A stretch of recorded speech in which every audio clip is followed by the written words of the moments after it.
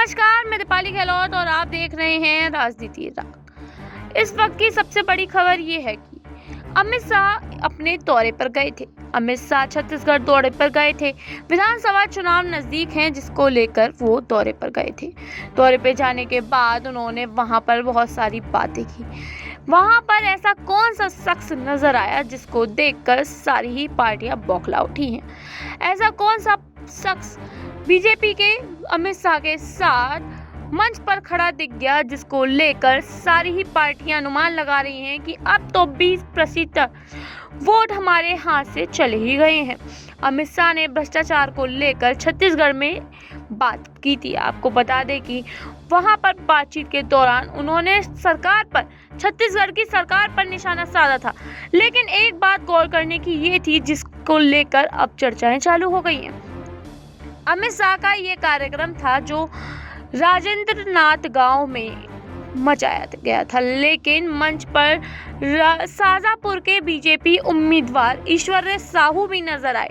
ईश्वरय साहू को मंच पर देखने के बाद सारी पार्टियां अनुमान लगा रही हैं कि अब तो ये पार्टी हमारे हाथ से गई। इस बार के विधानसभा चुनाव की आधी सीटें लगता है अब छत्तीसगढ़ की बीजेपी की हो जाएंगी। इसके सियाए माने क्या हैं?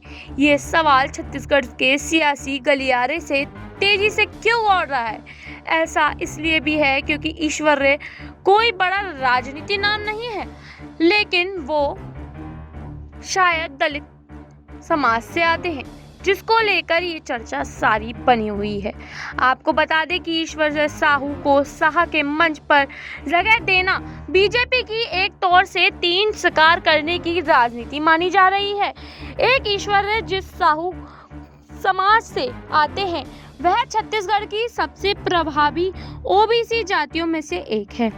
दूसरी ओर ईश्वरय साहू का ना तो कोई राजनीतिक बैकग्राउंड है, ना ही कोई कभी राजनीति में सक्रिय ही हुआ था। वे जातिगत समीकरण के साथ ही जातिगत जनगणना के दावे पर काट करते हैं और गरीब काट के सच्चे पर ही खेलते हैं और उन्हीं की बातें करते हैं। ईश्वरय साहू बीरनपुर से हैं, जो कि सारे ही गांवों की बात करते हैं और गरीबों की बातों पर गौर करते हैं।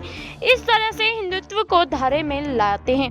ईश्वरय साहू ने टिकट मिलने के बाद कहा कि मेरे बेटे को न्याय मिले, इसके लिए हर हिंदू के घर पर जाकर न्याय की गुहार लगाऊंगा। बेटी की हत्या के समय भी हिंदुओं ने मेरा समर्थन किया था।